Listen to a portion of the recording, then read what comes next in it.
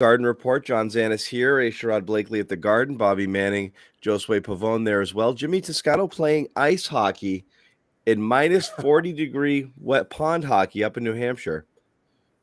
Oh, That's Jimmy. Such a glutton for what, punishment. that's what Jimmy Toscano's doing.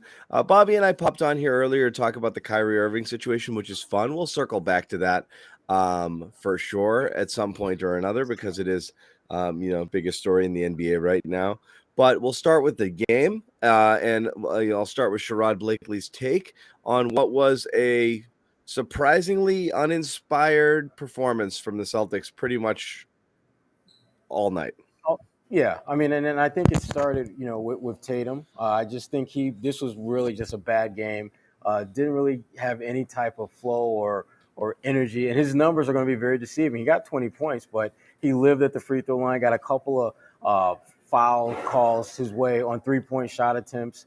I thought he wasn't very good. I thought the team just didn't really have that fire, and they had moments where you could see the game. The momentum could swing in their favor, but they didn't make it. They didn't take advantage of those opportunities. Jaylen Brown showed up. He's the one guy I thought showed up for the most part. Because at one point he scored the first 10 points, and he was 3 for 6 shooting the ball, and the rest of the team was like 0 for 8 or something like that. So this was. I'm not angry or disappointed, yes, but I'm not angry. This is kind of like when little Jimmy studies for that test and he brings home like a B minus, and you thought he was going to bring home an A. You're disappointed. You're not angry, but you're disappointed. That's kind of how I feel about this one. Yeah, but this is kind of it's a pattern at this point that it's impossible to ignore.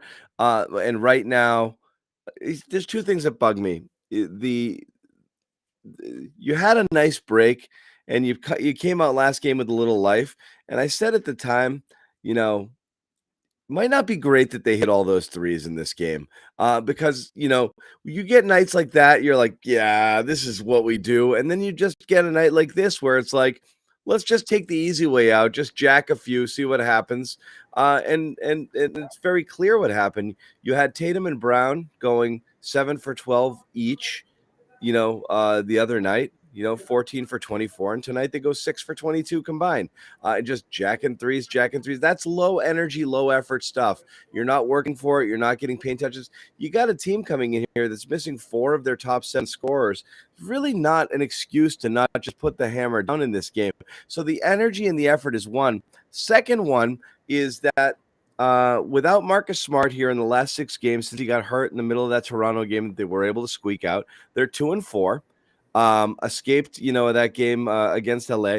They've scored fewer than 100 points 3 times in this in this stretch. That's something that didn't really happen much in the early part of the season, and it's happening a lot now. So again, I know you, as much as anybody, Sherrod, is a big Marcus Smart game, and I think it was Sean Grandy who tweeted the numbers. First 27 games, 0 times held under 100. The next 20, twice. Last 6, 3. So that's no surprise. This is all without Marcus. And so, again, for the people out there who love to hate on him, and, we've been critical of him at times, there's no question that they need him to settle this offense down and to get them running the way they're supposed to.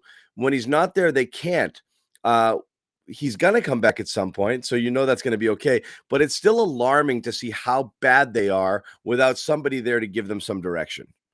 Yeah, I've been looking for someone to just really step up and just kind of be that glue guy that Marcus is, and just get them in the spots where they need to be, orchestrate the offense, and just kind of basically be Marcus Smart-like. And that just hasn't happened. I think Derek White has had his moments where he's looked really good, but he's not really looking to be a playmaker, it feels like. It seems that he's being looked upon to be more of a catch-and-shoot guy at times. Same thing with Peyton Pritchard. He comes in there and he's looking to score. And you start looking around and you're saying, well, who's going to be that, who's going to be the one that's going to fall on the sword of playmaking? And that person doesn't exist. None of the guys seem very comfortable with that. And Tatum kind of defaults to that only when he has nights like this where he can't make shots. And it's like, is that really helping the team when your best player, your best scorer, can't make shots? So then he becomes a playmaker? when you start thinking about the trade deadline coming up, I thought this game exposed a couple of areas of concern. I'm concerned about the playmaking beyond Marcus Smart, and I'm concerned about the bigs. I mean, freaking Jacques Lansdale was absolutely owning the paint when Yeah. DeAndre Ayton wasn't in there, and that should not happen. I thought that was a much bigger factor in this game because remember, Phoenix was struggling to get shots to go down earlier on too, but then they started just basically playing bully ball, Yeah. getting shots at the rim, and that seemed to open things up for the perimeter guys. As And you know, you're down by 20 in the first half. as soon as Rob went out, because Rob goes out at the 4-minute mark of the first quarter, very early sub out for Brogdon, because that's the rotation that Joe wants, I guess, in here, and immediately goes into whatchamacallit, sorry, into Ayton passes out from the post, and they get 8 quick points there, and all of a sudden it was 8-7 from 7-0, and all of a sudden it was 12-7 from 7-0. Bang, bang, bang, bang. That happened very, very quickly there. So yes, Yeah. you do have some problems there with the bigs. Certainly, when Rob leaves, he's really your only interior presence, and when he's out, they're really left exposed. And Bobby, when Bobby enters this room, eventually he's going to be, once he composes himself and wipes away the tears, he's going to be, apoplectic coming in here after Cornette went down. But what's interesting is, again, if it's a minor little ankle tweak, that's fine. It really does bring into focus, that need for everyone's going to go back and forth, the big, the wing, the big, the wing. What do they need? They need more talented. I'm going back to where we were last year. I don't want to jump all the way ahead into trade talk here. Trade deadline's coming up, and it could be really interesting for a lot of different reasons. But the Celtics, as you figure, they're looking to add a player who's going to be their 8th or 9th guy, not a player who's going to come in and be a starter or whatever.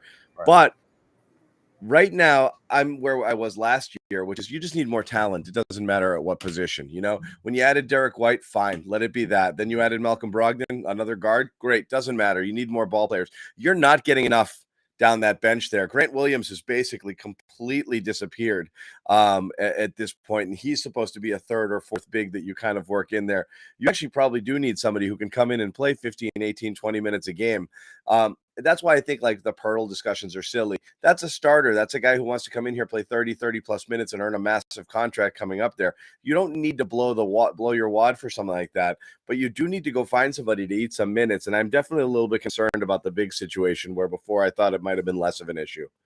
Yeah, and for me, it's like find a big who can make an impact, whether that is shooting threes, scoring on a block, defense, but find another big who can make their presence felt with some level of consistency. And they just don't have that. I mean, if Al and Rob are having an off night, they really don't have anywhere to turn. No disrespect to Luke Cornett, but Luke, he's at best, and I'm saying at best, a 3rd center. But when you think about it, is he a 3rd center on a championship caliber team? I'm not sure about that. It's different when you're starting. The problem is he's not a 3rd center. When you're starting 2 of them, he's your first backup. That's the difference. And that's kind of why I don't love double big. Only for rotational purposes. I don't love it. I am curious if we have not seen enough of the whole team healthy, including Smart and Rob, to know if that's where he wants to go for sure. Personally, I'm more in favor of not one set starting lineup and make it matchup based, and sometimes see Grant in there, sometimes see White in there.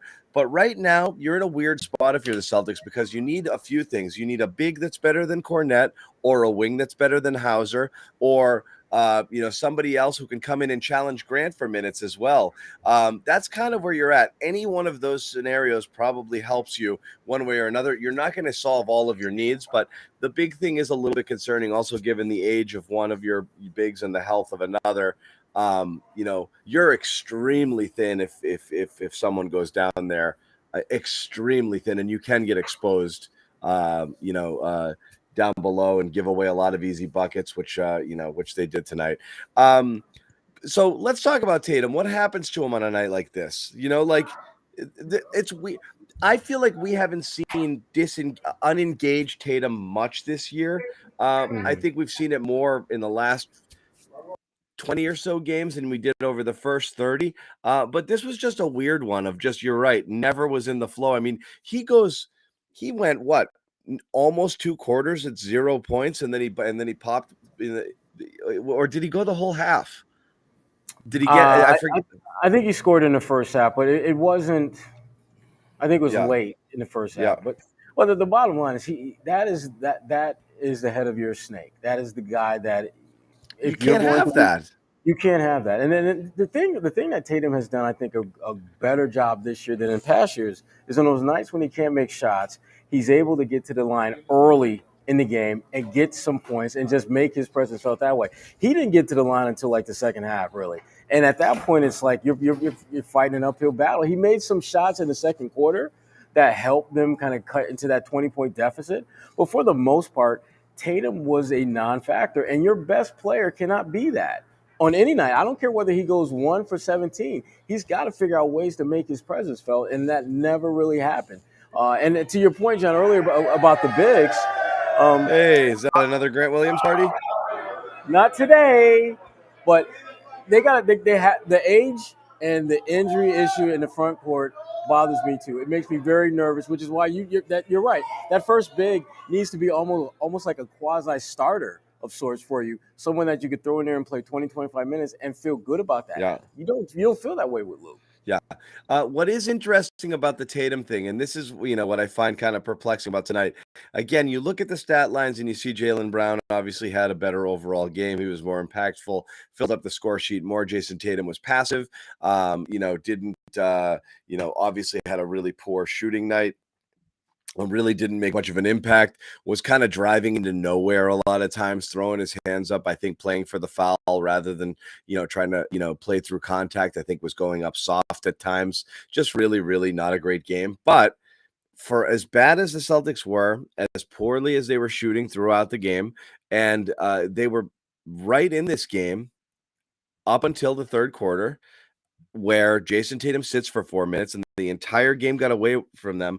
And that's the second time in the night where you had Phoenix's subs. And by subs, I mean deep subs because they're missing so many players, basically third string guys, just run you off the court, a 14-2 run before Tatum gets back in there. And that's it. That was lights out. Tatum came in, did nothing. He was 0 for 3 for this field goals, got to the line a couple of times in the fourth, but still, they were just awful with him off the court. Awful. Jaylen Brown was a -11 that quarter. He was out there with that unit. Brogdon had a really rough night. But when Tatum is gone, so much changes with this team. Even on an off night, it was clear. Phoenix is making their run. Tatum's on the bench, and that game literally got away from them in that 4-minute stretch that he sat in the fourth. Yeah, and the other thing too, I like to point out is Malcolm Brogdon only played 22 minutes. Yep. And when your next best player it plays only 22 minutes on a night when a -28 in 22 minutes, I'll add, but right. still, yeah. I would like to have seen him out there a little bit more because I do think that there were certain matchups that I thought he was able to exploit and get some things either for himself or others. But this again, Tatum has to be better, man. I mean, on nights when he can't make shots, that's no excuse for not playing well. There's more to his game than making shots, and we just didn't see that tonight. Yeah. And, a comment here. This always bugs me, too. On the bad Tatum nights, he's pretty slow to get back. He really gets into his own head when he's having these bad. You see the offense affect defense on these nights, and it's really bad. And, again, the carryover that it has everywhere. I thought Brown did his best, but then Brown in the fourth quarter is trying to do a little bit too much, a little bit of everything. Every single shot in that fourth quarter from Brown felt like a force. Even the bomb that went in from 30 feet. I thought the shot selection was terrible. And again, it starts from Tatum. It starts from Tatum on down. When you're watching him labor like that, get frustrated, not get back on D, struggle again. The trickle down effect that it has on the rest of the team is just brutal. Yeah, I mean, I thought Jaylen was just trying to save him, and he's like, all right, I'll do it, right, and right. It felt like he was the only one that could do it, and I understand that because if you watch this game, how it was played, you can totally understand him feeling that way about the way things were playing out. It was to the point where Tatum would bring the ball down and I think had a matchup in his favor, and he'd swing it to Jaylen, and he would just kind of basically go in the corner. And I'm thinking, like, dude, you need to get some pick and roll action with this dude and get the ball back and do what the best player on your team is supposed to do. Again, so much of what went wrong in this game felt like it was predicated on what Tatum was not able to do and what Tatum didn't make the effort to try and do. Yeah, and that's the problem there is that effort. And again, this is where you talk about things. And again, I know a lot of this stuff is basic, like, come on, Joe, get into look, for the most part, that hasn't been Tatum's thing this year. But it's not you haven't seen it as frequently as you have in years past. It's still there. You wish it would go away. But it's still there. The question then comes down to, and again, this is what I mean by basic, like looking at Joe, looking at Marcus not being there, and basically saying someone's got to be there to kind of hold them accountable and rein them in. And this is the thing I get tired of. Like, does anybody say you had to rein LeBron in or Kawhi in or something like that? Like, I just feel like that's not something you're saying about. And again, I know, he's 24. This isn't his sixth year. He's an all NBA player last year. He's an MVP candidate this year. Do you really need to be reined in to keep yourself from having these nights where you just get soft in the brain and don't give it your best effort and kind of sulk and whine and pout and don't get back on D and constantly look for calls? Like, yeah, everybody complains. That's not what it is. Do you need somebody to mentally get you back into a game? That seems such a strange thing to me that we're still having this conversation about Tatum. I don't think you do, and I think Tatum has done enough this season where I don't think people can look at that and say that's a major problem that's going to keep him from getting to that next level. But what I do believe it is isn't, that but it isn't the worst times. And again, you're talking about the two Golden State games and obviously the finals and those times where things get hard, where you see him really kind of shrink. And it's like, well, you're not supposed to. You're supposed to rise above that stuff if you're you. But anyway, go on. you're supposed to rise above it, but clearly he's not ready to do that with the kind of consistency that a player in his position should be doing that.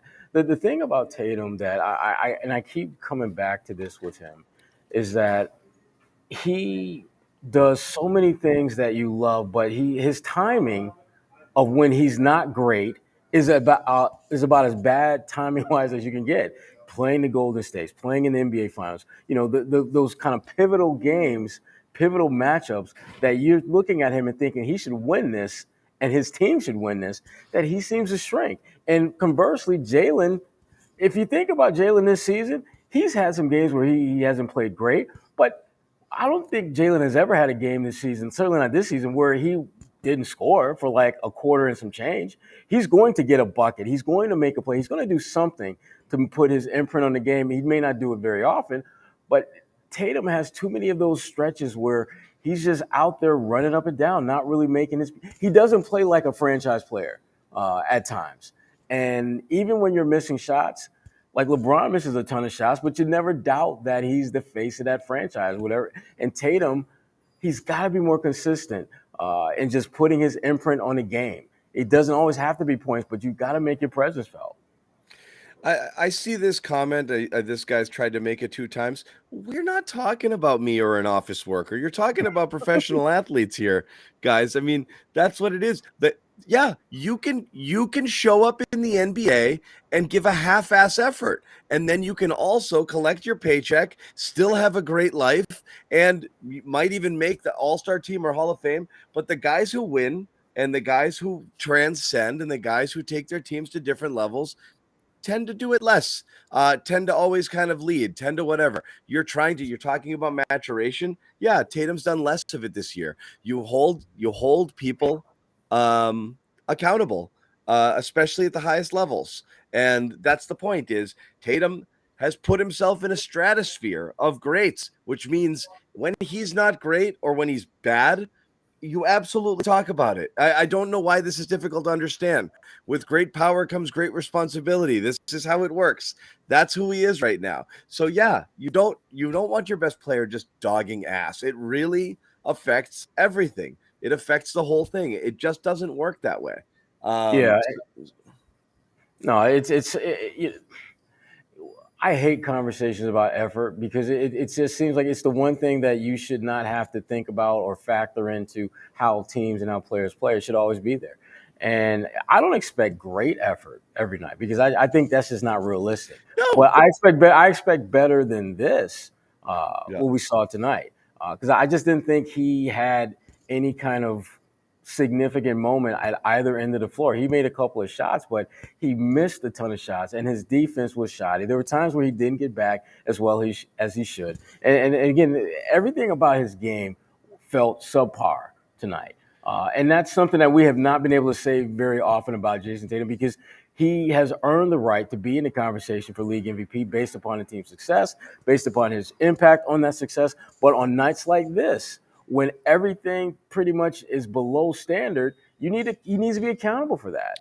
Yep. And I just don't understand why is that's such a difficult concept for your best player to be accountable. We give him his praise and his props when he goes out there and has great games, and he deserves that. Just like he deserves the criticism and questions that come about when you don't meet a certain level of play. Yeah, he's the man. Mazzulla was asked about both the effort and the minutes tonight. And the things that we've talked about here. Mazzulla was kind of asked about his performance and then the non-Tatum minutes and how those things went so poorly tonight. Here's Joe's answer. What do you see from Jason tonight, and then in the non-Jason minutes where you guys have had a few issues lately? Yeah, I saw he got good looks. I saw they were in drop, and so he was able to get wide open threes. We got to do a better job of when he's screening, of getting stuff out of that, especially when teams are switching, and not just be as pick and roll oriented, but off ball as well. And then, as far as the non-JT minutes, I don't think it's about that. I think it's about just managing the game. Like our second unit does a good job of ending quarters and starting quarters well, and we didn't do that. We didn't end the quarters well. We didn't start the quarters well, and that cost us. So, yes, it's fair. Tatum's going to be the headliner because he's Jason Tatum, but the bench was freaking dreadful tonight, from Malcolm Brogdon's minus 28 in his 22 minutes to Grant Williams' goose egg, to whatever else you have there. Again, I mean, Cornette's Cornette. He's only going to give you what he's going to give you. And then Pritchard really didn't do much with his limited action. But I mean, they said Grant Williams minus 24 and 22 points in 22 minutes, 0 points, 0 for 2 field goals. Grant's just going in a bad way right now. As we said, Brogdon was bad. Pritchard wasn't great. So, look, you get Tatum in the bench minutes. Sometimes you get JT in the bench minutes. The reality is when the bench is bad, the bench being bad was the case for anyone who had to play with bench players tonight. It's still Tatum in the bench is better than Jalen in the bench. And those non-Tatum minutes, when you are playing with reserves, they tend to hold it together a little bit better than when he's off. So, yes, the bench sucked. Anyone out there playing with those guys tonight was at a massive disadvantage. But again, the game clearly got away there when Tatum was off the floor. Yeah, and the thing about the bench play that I thought stood out was that so many guys on the Phoenix bench were getting buckets. And the second unit of the Celtics, they typically they're not great scorers, but they don't allow a ton of points either. And that was, to me, that was a big part of the problem in this game. They just did not play with the kind of focus defensively that they needed to. And the crazy part about it, and if you're a Celtics fan, this is the silver lining that you're going to take away from this. They played like crap, and they were basically 2 minutes away from completely swinging this game in their favor. I mean, they had so many moments, possessions that you knew if this shot goes down, they're probably going to totally. Or if they get this stop, they're going to probably turn this thing around and get the win. And that just there's so many times like that, and it never happened. It wasn't there. I remember down 6, you get a Horford 3, could have cut it to 3. That doesn't go. He was 1 for 6 tonight. That's another thing. You can't win. Too many things went wrong to win this game. You have a horrible game from your best player. The bench doesn't show up at all, and you have virtually no secondary scoring from your entire starting lineup. I mean, that's really, really, really rough. I mean, Derek White actually had a decent game, but the two bigs, Rob barely touched the ball again. Why one day after about pumping Rob's tires and saying that the sky is the limit, do you basically never pass him the ball or not get involved or not do anything there? Again, he wasn't really involved, and he played 30 minutes tonight. And when Al's a 0 on offense, when that 3's not going at all and he gives you nothing, that definitely hurts them. Those are tough nights to completely overcome when you're getting a 0 out of there. Yeah, the Rob minutes we love. We love when Rob's on the floor. We would really love if Rob was on the floor and got touches. And that just and this is a Phoenix team that again they played us really smart game. I mean, you got to give them credit because they recognized when they had certain matchups, they went to them. Chris Paul, there was this one possession, and it was just such a Chris Paul type thing to do. He's bringing the ball down, and he's got Jaylen Brown and Luke Kornet both about evenly spaced apart. And what does he do? He goes to his left, matches up with Kornet, raises up for a jump shot. And it's little things like that the Celtics didn't do as good a job of handling. I mean, because I'm watching him get past half court, and I'm thinking if they let him get all the way to the, within 4 or 5 feet of the 3-point line, he's going to go to his left and match up with Kornet, and that's exactly what he did. Knock down a shot. Celtics have to do a better job with the little things, and again, this you gotta. I have to remind myself that yes, this was a crappy loss, but they've won 11 of their last 15 games. So it's not like they're in this huge, slide of sorts. But you've got to start stacking wins that on nights when you're not great, because that's what great teams do. They find ways to win games, particularly on a night where you're basically 2-3 possessions from swinging the momentum in your favor and forcing Phoenix to now all of a sudden play a little defense and try to get back into it. Yeah, and again, I know you can look at it 11-15, but I'm going to go look even longer. Actually, heading into this Phoenix game, right, the Phoenix, that massive win against Phoenix, which they were up about 49 points. I think it ended up being a 20-something point win, was the high water mark of the season at 21-5. Then they played exactly 26 games after that at 16-10. This makes them 16-11 over their last 27. So again, this is not a bad team. That's still nearly a 600 win percentage. It's not a great team. It's been a very inconsistent team since the high water mark of the season, where they did go 21-5 there, and their numbers were otherworldly with an offense that was. The next game after that was Golden State, and then things have gone back and forth, back and forth.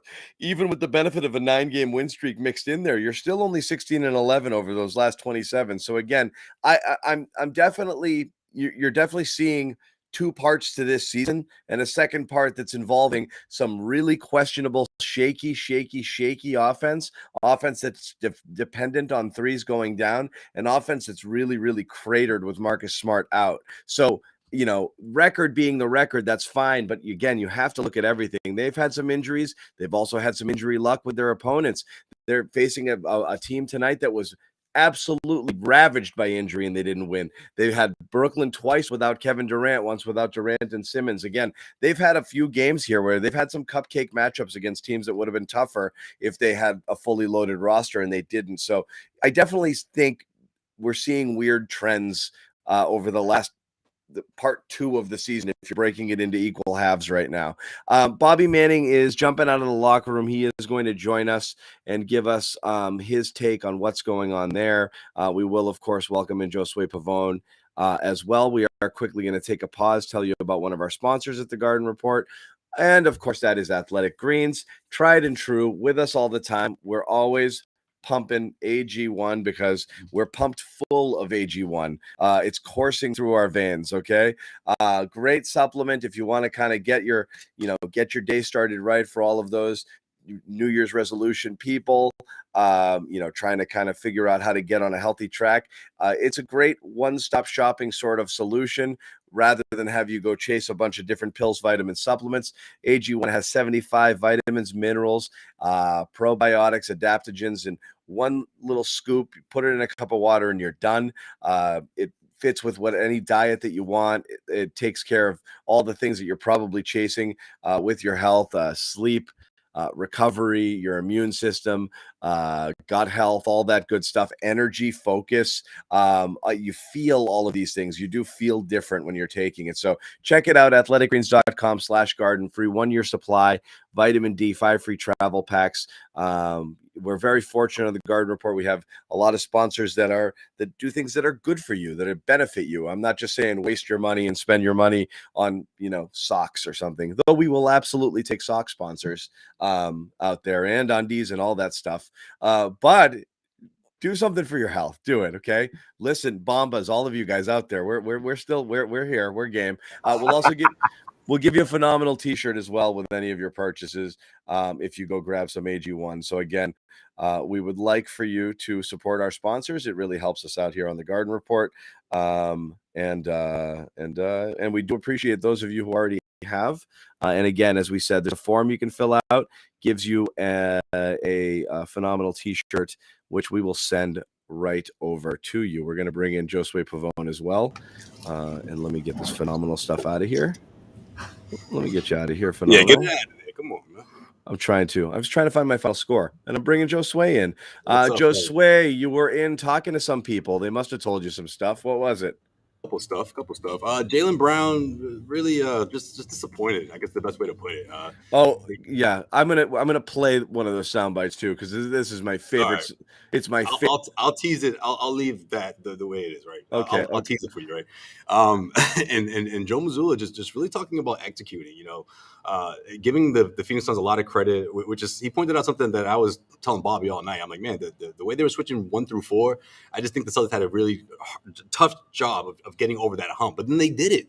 They pulled to within 1 point in that fourth quarter.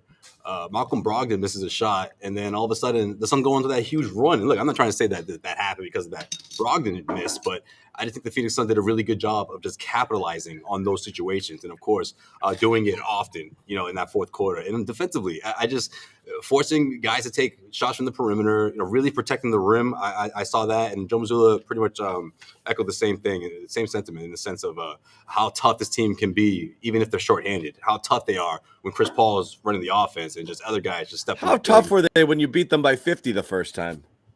I mean, look, man, that was a long time ago. You got to remember. Look, Phoenix went in a tailspin after that, by the way. I don't know if the Celtics team was just still feeling themselves off of that Nets win, but I mean, when they got it to within 1, there was almost as if like they turned it down a bit, right, Sherrod? I mean, I don't know. I feel like they were complacent, I guess. And the Phoenix Suns weren't having that. They came with the same energy, quarters 1 through 4, and they made the Celtics pay in a worse way in that fourth quarter. And that was one of the keys. It was just their consistency. I didn't think Phoenix played a great game. They didn't play a crappy game. They were just consistently playing with great effort, consistently making the plays when they needed to be made. And they just played with confidence. I mean, the Celtics were going to run, and next thing you know, DeAndre Ayton is throwing a little floater in the lane. Or you've got, some guy, that 95% of the NBA community has no idea who the hell is posting up Malcolm Brogdon and getting layups. They've found ways to win this game by simply doing the little things all night long. Yeah, and we were talking about Josue mentioned Jaylen Brown. There's two versions of Jaylen Brown. One is energy is about to shift Jaylen Brown, and the other is this, which is my least favorite soundbite that these guys pull out of their bag. He corrected himself. Yeah, I mean, you just keep playing basketball. A 20-point lead, early in the game is not what it used to be. To be able to come back, we cut the deficit in a short amount of time. It was coming into the fourth quarter, it was a tie game with a bunch of basketball left to play. So we knew we could get back into the game as we did. It was just a lack of energy, I would say, tonight. And for whatever reason, it was just no energy. Tried to tell you. I tried to tell you. I'm watching them play, and I'm thinking energy, effort, it's just not where it needs to be. It's just not. And I'm glad that Jaylen acknowledged that. And John, that doesn't make it any easier. It doesn't make it any easier to swallow. But that's what they did, though. And Josue, you touched on something, and I didn't think about that until you mentioned it. We've seen them have those amazingly awesome games offensively, and then next time out, Casper the Friendly Ghost. Where are they? Where did that team go? We don't know. And they've done that consistently this year. And it's a problem. I like when they play pretty good, because when they play pretty good, they usually win. But when they have those amazing, Look how bad it's gotten. I'm just. Oh, stop. Throughout that. No, we're not there yet, Eric. I'm not there. No, my thing is in that fourth quarter is it was almost as if, okay, just keep hanging around and you'll get over the hump, And then once they were so close, I felt like nothing really changed in their energy or their approach, really, And I think the Phoenix Suns stayed consistent. I mean, look, the Celtics, the way Jalen talked about how easy it is nowadays to get rid of 20-point deficit. I mean, okay, sure, it's easier than maybe it was about 10 years ago, but you can't rely on that every single time. You can't just say, okay, we're just going to come right back, but then not change or not be consistent after that. It's going to take a lot more than that. And Joe Mazzulla kind of touched on that as well, saying that, you put yourself in these situations and it's not always going to turn out. You got to play damn near perfect basketball to get out of it when a team is putting forth the type of effort that we saw from Phoenix. Is it possible that what Brad Stevens needs to find at the trade deadline is energy? Just go trade for energy. It doesn't matter what position. I've been a big fan of Jay Crowder. I mean, he's got a whole lot of that. We just need energy, right? I don't know what that trade would look like, but John, I'm going to go back on, and I'm going to double down on what you said, John. I think they just need to get guys who can play. They need a guy who can play. Doesn't matter what position. More basketball players. Because here's the thing: if you get a good basketball player, it's true. That typically mitigates the energy question and energy issues. I mean, if you go out and get a guy who can shoot 40% from 3-point range, who's 7 feet tall, you're not going to really question his energy level if he's taking like 4 shots and he's giving you 9-10 points and 9-10 off the bench. Right. So that's what I've never understood. You want the team to trade for Kelly? Is that what you're trying to say? Look, hey. That was very specific. That was mad specific. I'm just saying. I mean, I'm just saying. Y'all know I'm a big KO fan. He fits the criteria of what you just said. So. I've been all over it, but he's making money, and so you're basically trading for him. You're trading for him to not sign Grant. That's what you're doing. I think if you're the Celtics, I think the Celtics will ultimately hit the buyout market. I don't think they're going to trade for anyone because I just think that they're too in love with their core group. They're top 7, top 8 players. But what are you going to get if you package up guys outside of your top 8? What are you going to get? You might get a guy that's playing 10, 12 minutes. As we said, it doesn't matter. You're looking for, as we said, and we'll welcome in Bobby, a wing who's better than Hauser, a big who's better than Cornette, or somebody who can split some minutes with Grant at the 3-4. So those are your 3 things. The wherever you can get it from.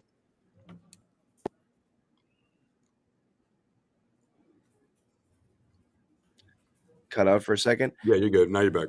Good players then you become that team. That becomes your identity. Every team's got different pieces. You don't have to be everything. It's impossible to be everything. So anything is fine. We'll welcome in Bobby. Bobby was in the locker room and talking to some of the Celtics.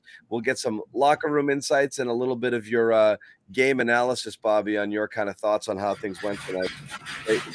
Yeah, not a lot of love for the offensive effort tonight across the board. We talked to Al Horford in the locker room, and of course, Marcus Smart's absence comes up again, but he said it's not always on the point guards. They weren't getting to the right spots on the floor a lot of times. I actually talked to DeAndre Ayton, too, and he was talking about how they'd fake out the Celtics a lot of times on some of the switches, so it looked like the Celtics were getting certain matchups, and then they wouldn't, and I think there was just a lot of hesitation and pause in the offense tonight due to what Phoenix did specifically. I actually look at this game and say this was just a really good Suns effort defensively. They come in 12th in defense, which isn't overly impressive, but we've seen this team be among the best teams in the league defensively at different points, and they obviously have the big bodies to disrupt Tatum in the paint. This is about as passive and as effort as I've seen from Jason Tatum this year in terms of getting to the basket. Joe Mazzulla didn't agree with that when I brought it up. He liked the free throws he generated, and but 6 of them were on threes. You know what I mean? You get half of them on charity calls on those free throws real quick. Yeah. Otherwise, Mazzulla not all 12 free throw games are made equal. This was one where he got some gimmies on some other stuff. I think his shot profile is probably the worst we've seen from him all year. He'd never gone to the paint for a good look in the game, I don't think. But he did. He was fouling or throwing his hands up, and it didn't result in any good. And the refs could tell, right? Yeah, and they could tell. You could even see on one of those fouls he drew beyond the 3-point line. He's fortunate he drew it, or it would have been another bad shot attempt in this game. So he was terrible. This is about as bad as we've seen him this year. Yeah, I mean, really 3 attempts in the paint and not really quality ones. So you're right. I mean, it was just not a great game for him. And then late in the game, you saw him getting frustrated with the officials, and a couple key misses late really stalled out that comeback attempt, which was a solid one, but it didn't really have the legs to actually come through and complete anything tangible here tonight. So you can't complete it when no one gets hot, and that was the problem. Jaylen Brown did not have a good fourth quarter. Tatum didn't do anything. He was 0 for 3 field goal wise. Al Horford never really made any buckets. Nobody got going for them, so that you can't really come back unless shots start falling. They just every time they had a chance, they'd get an open three that could cut it to three or do whatever, and it wouldn't go down. They just couldn't. They couldn't make enough shots there to come back. And Josue said this during the game, and I saw it too. They did a good job cutting off Rob as an outlet to the rim too. I think they attached to him well, and he didn't create any separation. So he didn't have that basket threat. Derek White did a few good things around the rim, but then missed a key layup late in the second half too. And as you said, no one got going in this game.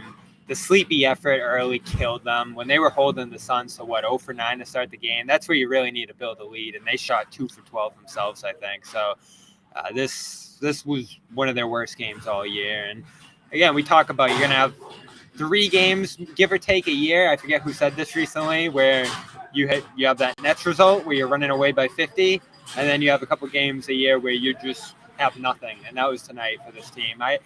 It comes in line, obviously, with some of the offensive issues through the middle portion of the season that we've seen from them, and it'll be interesting to continue to track those into Detroit and especially against Philadelphia next Wednesday. But overall, right now, I'm kind of just looking at this and saying this is just a really bad night against a team that played them really good.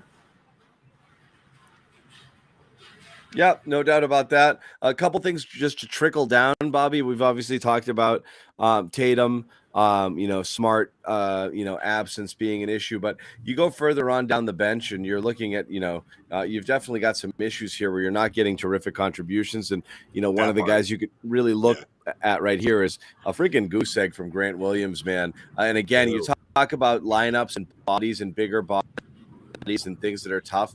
There are teams and some lineups and some matchups that Grant Williams is a 0 against. Yeah. The switching teams take him out of the game. They completely take him out. Yeah, that's true. So there's not much more you can say. I know Josue and I kind of caught Blake going up to him, and it looked like he was going to give him kind of this pep talk after he checked out for the last time, but he just ended up kind of giving him a pat on the back. Literally. Not the same exuberance in the games you usually see from him, talkativeness. He looked kind of despondent out there tonight. He just kind of looked out of it, and a lot of the team did, I thought, for much of this game, but he especially is going through it from the field. I was looking at his numbers in the new year coming into the night, 40% from the field. He's still hitting some threes, 35, 36%, but not at the rate he needs to really be effective on a low volume. So he's ineffective right now. I don't know what you're going to do if he continues to play like this, and especially ahead of next week. I still tend to think we've had these conversations about whether you get ahead of free agency with him. I don't think you do it, but who knows what they're going to do? And he's obviously in play. I don't. Well, again, Bobby, you and I have talked about it. I really think it's less about trading Grant, but it's more about trading for his replacement. So if you've decided Grant's not a guy you're going to give 15, 16 million to, then you can trade for a guy who makes again, I'm not saying this is the guy, but you go back to Olynyk. Olynyk makes roughly what Grant would be demanding, okay? And he's guaranteed it for a couple more years. I'm just saying, please, everyone's going to be like, I hate Olynyk, he can't play defense.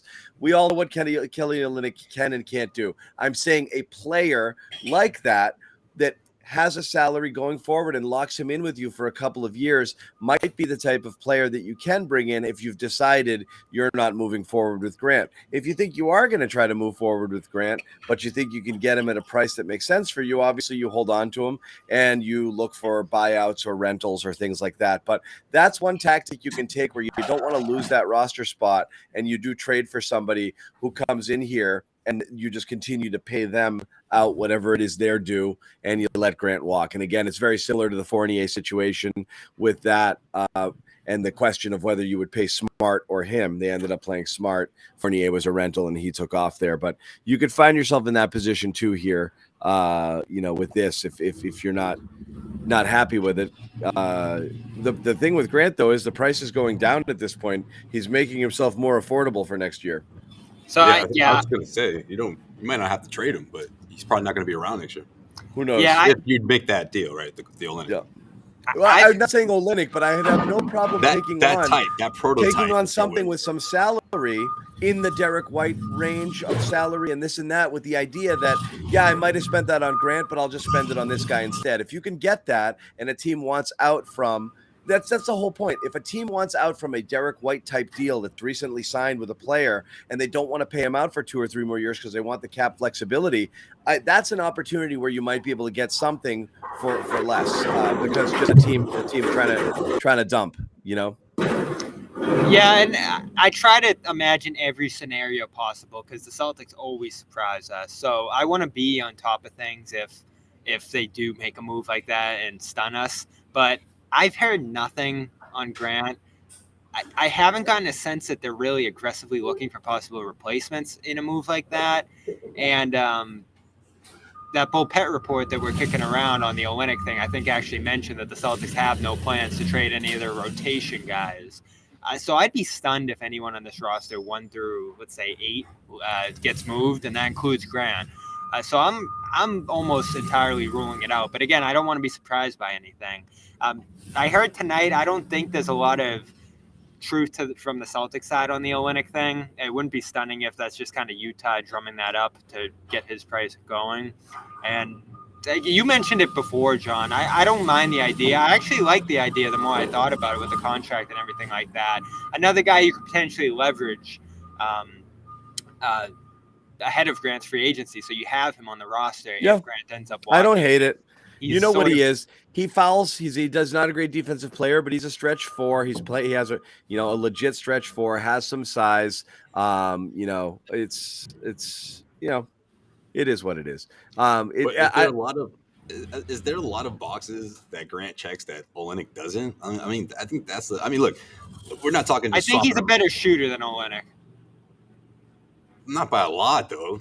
No, they're both hovering around what 42, 43 from behind. Now they are. Olynyk's around 40 this year. 40, 41. Yeah, I mean a little bit, but I don't think you look at it as a replacement right now, though. I think you look at it as down the road. No, he would be complimentary now with the idea that you can hold on later. Yeah, you hold on to him, and then you'll see Grant walk though if you hold on to him. You'd be okay paying Grant 12, right? And Olynyk's making 12, so it makes a lot of sense. Yeah. Makes a lot of sense from what they were going to end up paying Grant. But you bring him in and you plan to sign Grant, I don't think that makes a lot of sense, especially with the cost. So the cost is everything. I don't think they want to give up a first if they don't have to for a backup big. And I do think that they're going to really explore the backup big thing. I don't know how much they feel like they need it. There's probably some level of debate over that. Yeah. But I think if they're going to do anything, you guys were kicking around wing. I think it's going to be big if they do anything. I would not expect a wing, at least via trade. Maybe buyout. Yeah. But I don't think they're going to pay for a wing, especially one that does things on both ends. Everybody likes wings. We do have bigger. Go ahead, Sherrod. I was just going to say, you've got bigger issues and concerns with your big situation because, as we pointed out earlier, you've got one guy who's on the other side of the mountain in terms of age. You got another guy tonight. Oh God, Bobby! I'm worried. Give us the latest on Luke Cornett's. Bobby's got to get off here and head right to the hospital. Sure, I was like, get it out of the way. Hurry up. Go ahead. It'll be like the scene from Varsity Blues. Everyone's just going to be crying in the hallway. Let's go, Bobby. Come on. I didn't see him. Because I know you're. Is my boy going to walk again? That's a great reference. Is he going to walk again? Is he going to contest again? I hope he's all right. We know you do. What about my laugh? And he was playing good tonight before he leaves. Yeah, it's a tough balance. I think you need another guy in that mix. So go ahead, Sherrod, though. I interrupted you. No, I was just going to say you need a guy to help at that position because you've got a guy who's up there in age and a guy who's injury prone. And it needs to be someone that you can actually look at and say, he can give me 15, 20 minutes productive every night if I needed it. But most nights, I'm only going to need about 10 to 12. Yeah. And Luke, I mean, Luke's not that guy. He didn't totally suck tonight, but I'm not confident that Luke can give you 10 to 12 good minutes every night. Again, I think he can, but what we're talking about here is on a championship caliber team, 10 10 minutes, I think 20. he can. Ooh. Here's the But problem. you get to the Here's finals. the problem, Bobby. You get to the finals, and Rob goes down, and you lose because you didn't have the depth at that spot. You're gonna be like, why can't Bobby, we just give up a first to get a the guy? Cornette problem is he's not your third. I said this to Sherrod earlier. He's not your third big. He's your first big off the bench if you're starting double, and that's the problem. Is he's thrust into a role immediately where you'd be better off. Like Al should be your backup big in a regular world, in a regular lineup. But we've got this weird double big obsession, which everybody seems to love. But it really is what messes up with your kind of rotations and thrusts people into positions that are kind of awkward. I really do think you have to try when Smart comes back. Just Rob and kick Al to the bench and see what happens. I know Al's you not hate coming off it, the but bench. why? Because you're so good with those guys on the court. Look at the numbers. You're destroying teams with those guys out there. Again, it's the best lineup in the league, especially when you get Smart back in there. We've seen one game. You can with still that group play from last them year. at times, but Yeah, I was you gonna say, man, balance. sample size not that You big. balance your rotation more by doing that. When it's not, you're forced to throw in kind of a Hauser or Pritchard plus a Cornette combo into that second unit, and it's just not great. And if Grant's giving you 0 right now, you're just going. Your second unit is so rough because of that. And some people are saying Rob to bench, that's fine. Again, I'd still rather be tinkering at this time than locking into one thing because it works and playing Al and Rob and all of those guys. Whatever. Sherrod's gonna pop out. We may be wrapping the show in a little bit, but Sherrod, I did want to get your take on Kyrie. If you've got enough juice to give it here, you can. If not, we can wait for you to return. But we are going to wrap the show in a few minutes. Bobby and I went live to a crowd of about 1,000 this afternoon, which was great. A lot of people jumped in who wanted a little bit of a take on the Kyrie situation. But as we know, Kyrie Irving reportedly requested a trade. It seems like it's pretty real. It seems pretty surprising. And I said this on the show, and I said it in our text. One of my biggest, most definitive L's of the season, going on a rant during Brooklyn saying, look at them, they fixed it, Kyrie's gonna stay. Holy crap, just like that, he's gone. So guys, Sherrod and Josue, I'm curious your thoughts here. Kyrie has Charlie Browned us. I was all on board with contract Kyrie. He was balling. The team was winning. Everything's good. He's doing this without Kevin Durant. When Kevin gets back, they're going to be right up there in the mix. And then he pulled a Lucy on us and just nope, I'm ready to go. Yep. I'm ready to go. It's disappointing because, again, Kyrie is such a just incredibly talented player, but he's going to have more trouble than I think people realize finding a team that's willing to give him 4 years max contract, not because of his talent, right, but because all the baggage that comes with that talent. We just saw a team here, Phoenix, who is most likely going to be among those kicking the tires to see if they can swing a deal for Kyrie because they've got they've got a lot of nice pieces that could potentially move on to Brooklyn, and they're a team that is looking to kind of get back into the championship race, if you will. But the bottom line with Kyrie is this, and I got a couple of scouts who asked me this question. I don't have an answer. What will make this guy happy? It's not money. It's not being a champion. It's not being a leader. And you're left. And if you don't know what the hell is going to make him happy, how the hell do you know if he's going to be a good fit for your team? Because you don't know what's going to work for him. That's the problem. That's the problem. Yeah. Yeah, but see, Sherrod, sometimes with this whole thing, I feel like there's a chance that there may be a path here, where there is something he's thinking about going the LA route. That they need help over there or another team. I just feel like Kyrie is sort of in a situation where he's like, okay, I'm not. Whatever happened between negotiating between the organization and Kyrie. I mean, what is it? Chris Haynes released a report saying that there was some sort of stipulation about winning a championship. Whatever the stipulations are, Kyrie wasn't having it. And I don't think necessarily has to do with the max deal, but maybe it's just those stipulations that he just felt targeted, or he felt like he was being put on the spot. Whereas he's thinking to himself, man, I haven't proved myself enough this season. I look at my numbers, they look a hell of a lot better than they did last year. And I'm here and I'm available. And I think whatever happened throughout those talks obviously left Kyrie thinking, look, I don't want to be playing for these guys anymore. Maybe not in the sense of because of the way the team looks. Not just because of that, but also because of what the future holds, and whether it's Ben Simmons and them trying to improve that roster and the limitation that they have in doing that.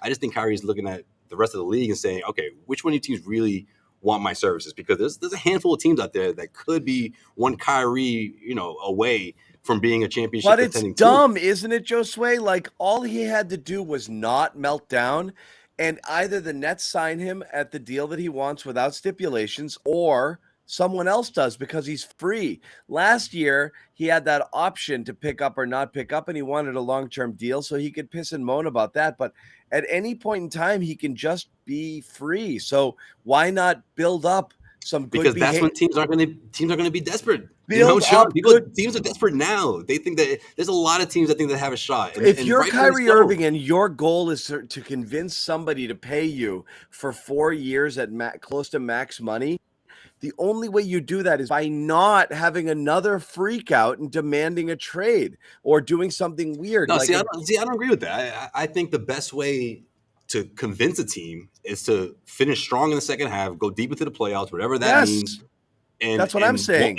And give the team that sort of small sample size that says, you know what? Yes, we'll bring you back. Maybe it's for 2-3 years, maybe it's a max deal, whatever the case may be. I mean, that's what this is about. Instead of him trying to convince a team during the offseason when they're not quite sure where they are, whichever organization it is. He has to do it one way or the other. He's got more leverage right now. He has to do it.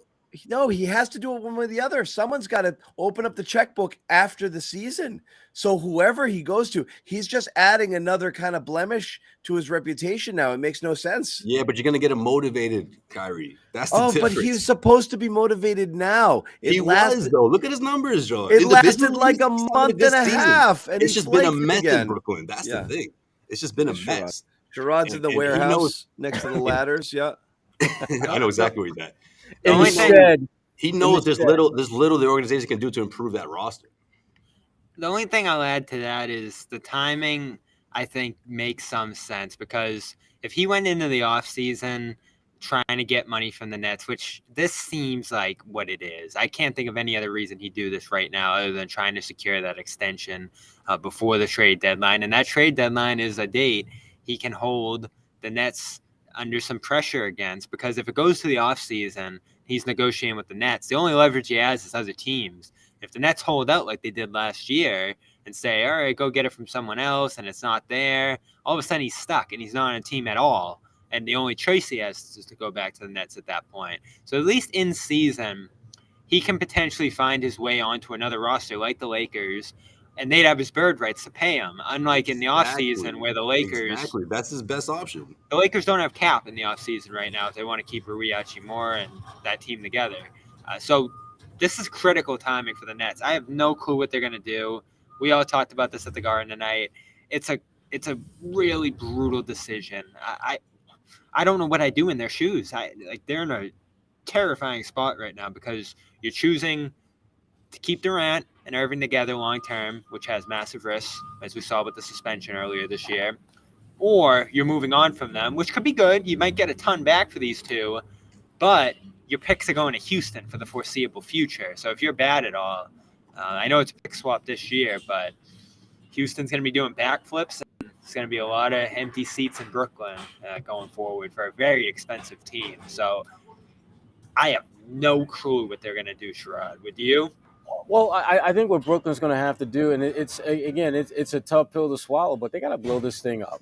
They got to blow it up, and they've got to find a partner that can help them reload and retool quickly. And to me, when you look around the NBA landscape, Oklahoma City makes the most sense. That's one of the few teams that has the kind of young talent, all the picks. Deals, all the picks that you could possibly want. So all those picks that you send into Houston, you can replenish those picks from Oklahoma City. Are they going to be as good? Probably not, but it gives you at least a fighting chance to get your franchise back into some level of stability after basically going all in on KD, Kyrie, and James Harden, and coming up, shooting. You just lost. Right. That's because otherwise, you're trying to minimize the amount of damage that you have incurred on your franchise at this point, and getting a lot of draft picks and getting a couple of young, talented players from a team that literally has those to spare in Oklahoma City. It makes a lot of sense. Yeah, if I'm Brooklyn, I'm that this is my way to do my best to revamp this roster and please Durant, obviously, because he doesn't have these next couple of years or next season. I mean, look, you can't though. Having this, but the way the salary cap is right now, John, like Ben Simmons not going anywhere anytime soon. He's still on the contract for what 2-3 more years. Durant, I mean, at least with this, you'll have some leeway here. But of course, you have to make the right deal. You got to be smart. I don't think there's any way you can trade Kyrie. Just to trade him. You got to make sure it makes the most sense. I just think it kills them because you're gonna lose Durant if you trade Kyrie. I think that's it. Yeah. And so I think you have to actually acquiesce to his demands and give him what he wants if this is truly a ploy by Kyrie. But the reason you can't blow it up right now if you're Brooklyn is because you don't have your own picks. And so if you go into the tank right now and you go rock bottom, they're right back where they were before when they gave all their picks to the Celtics. They can't go to zero. They have to reload. They can't rebuild because if they trade Kyrie, they're going to be trading for future firsts from a team that they hope is going to be bad. If they trade Durant and Kyrie, they're not going to give them to a contender and take the 27th pick in the draft. They're going to be for future picks because they're going to want to wait for that team to dry out and for those picks to be a little bit better. And they have none of their own. So if they go in the tank, they cannot rebuild for years right now. They're in a really tough spot. If they do this, they almost, as I said, almost are better to just give Kyrie whatever he wants. Because if he goes and you don't get fair trade and you've already eaten Simmons and that was a bad trade for you because he's not worth the money that you're paying him and you've got that contract as an albatross hung around your neck. And then Durant's like, yeah, I'm gone too. You're effed. There's no way you're 6 years from even thinking about contending again. It's such a long road. It's a really tough thing for them to do. If you're the Nets, who are you calling first, though, John? Or anybody? Who would you call first? Which team would you call first if you're the Nets? The Celtics.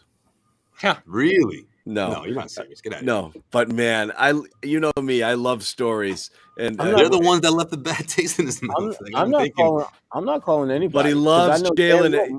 I'm going to get calls. I think Brooklyn has their plan. We're just going to sit back and see who calls. He loves him some Jalen and Tatum. If they stood their ground against Kyrie, which team are you? How about that? Damn it. They stood their ground against Durant. We talked about it earlier, John. I'd trade them. I would. You got to do the right deal. This is it. I'd pay Kyrie, believe it or not. I wouldn't. What makes you think it's going to be worth it? It's not. I just think it's again faced with the alternative. Faced with two awful choices, that's less awful to me. That's all. I wouldn't feel good about it. I would have already paid him by now. 4 more years of saying, "Oh, is Ben gonna get right?" It sucks, but I still you have to recognize on paper they look great on paper. 4 more years rebuild. I know it's not easy with the picks, but rebuild. Yeah, I think it's tough. If you want to see a long-ass conversation about this, you can check it out on our YouTube page. Bobby and I wouldn't say that long, but Bobby and I went about 45 minutes talking about this soon after it broke in the middle of the afternoon here, and that was a fun conversation. You can check that out. Guys, if you want a shorter version, you can watch our report too. Bobby and I did a pregame thing real quick. You guys did some really good stuff. So a lot of Kyrie stuff on the channel. I'll ask you guys once before we go. Generally speaking, you don't want to ride too much with highs and lows. They win by a lot. They lose in a shitty effort. What's your level of overall concern about what's the Celtics in general? Is it they're bored with the regular season when they have all the pieces, they'll be absolutely fine? Or are they in some weird habits right now, particularly when it comes to their offense and then sometimes defensive effort that's going to be difficult to overcome? Because again, you're looking at 2 fairly distinct sample sizes of roughly 25, 26 games. As I mentioned, 21-5 was the high water mark after that win against Phoenix. You're now 16-11 in the 26 in the 27 games since then, with a bottom 5 offense, and your shooting has cratered. What's the deal with this team? What are we looking at here? I think it's the latter. I really do. And it's something that Joe's been harping on. It's almost been like his biggest concern of the year is that they won't be able to find consistency in these habits. And this is why the last 3-4 wins, he sort of just brushed them off because he's like, man, I want to see consistency. I want to see this team do this every single night. So I really do think it's the latter. Can they do it? Yeah, I think they can. I think they have the roster to. They have the players to do it, to find consistency, but they have to actually go out there and be consistent. I mean, injuries they don't help. Maybe a false identity of who they were in the sense of blowing teams out and then putting in a different kind of effort on 2 nights later. That could be part of it as well, but they have to figure this thing out. And the All-Star break should help, just to reset a bit, regroup, and then come back. But in the meantime, they gotta figure out why they're running into these, why they continue to do these habits, and they can't find consistency. No, I'm gonna double down on how I felt about them before the season. I thought at the beginning of the season they get to the finals, and I'm going to stick with that. They have some things they need to clean up between now and then, obviously, but I think the problems that every team has some type of issue or problem or problems they got to work through. The Celtics, when I look at some of the issues that they have relative to Milwaukee, relative to Philadelphia, relative to Indiana, and some of the other teams in the East, their problems are manageable. I think once they have their collective group together, Marcus is back, and Rob now showing the ability to play 30 minutes, which he showed at the end of last season, and you bring Malcolm Brogdon into the mix. I do think they're going to have enough to get back to the NBA Finals. I think so, too. They got to figure out the second unit, though, and that's a deadline topic, it's a rotation topic, and minutes topic, too, that we've talked about the last couple games. I can't see any way 40 minutes per game in January for Tatum didn't have some impact on him. I talked to Mikal Bridges after the game because I was curious. He's obviously a top 5 minutes guy, too. I want to see if there's anything there in terms of it affecting your play, and he wouldn't let on about it either. Guys don't like saying that. Weren't he and Tatum like 1 and 2? I think Tatum's 4th, okay. behind probably Edwards, Randall, and Bridges. So, they're at a high level of minutes, and guys manage with it. But I think you see across the board there with those top 4, you saw it from Bridges tonight to some degree. There's some unevenness in their offensive play night to night when you're playing that level of minutes. And I don't think anyone wants to acknowledge it, but they need to find out ways to scale back Tatum's minutes. And I don't know, it's finding better ways to use Brown. I think it's finding better ways to play make on the bench when Tatum's not out there. And then, of course, it's the wing issues that they're having with no Hauser, involving Pritchard, and then, of course, the big men off the bench and those rotations that we talk about here. I feel like they just don't have a firm second unit right now, especially with White going into the starting unit with Smart out. I'm very interested in how they're going to continue to shape that, because that was such a weapon for them early in the season. Being able to build those leads alleviates the load on Tatum. And I think it's going to be important to scale back those minutes before the postseason. I know he's got the diet and the preparation and this and that. I understand it all. But I think if you keep playing him 40 minutes a game the rest of the way, there's almost no way he doesn't regress to some degree. I mean, you get 3 days off, and him and Brown come out and shoot 7 of 12 from 3 against Brooklyn. I don't think there's any coincidence there. Yep. Well, again, we'll see. What are we back on Monday? Monday. Yep. Monday. Detroit. Monday. Sherrod's Detroit. favorite stage. Sherrod, you going? No, too much school. Class. Yeah. Gonna teach the youth. I also have Josues of the world. I also Sherrod ain't got no time to go out to 8 Mile. Not this time. Yeah, I have to teach the youth on Monday as well, so it'll be a Jimmy Josue Bobby show. But we will be back. Yeah, exactly. The kids. Maybe we'll ask Nick to join too. But anyway, we are going to wrap it. Thanks for watching. Thanks for hanging out with us. Celtics lose. Ugly, uninspired game. We'll see what happens. Detroit on Monday. Keep it with us. Obviously, if there's any breaking news, the trade deadline coming. I promise you, if anything happens prior to that, we will hop on there with as many people as we can muster, certainly Bobby and I, but anybody else willing to join. If there is any breaking news anytime in the next few days, we will, of course, do a trade deadline special as well in the hour or so leading up to it and kind of take us through it.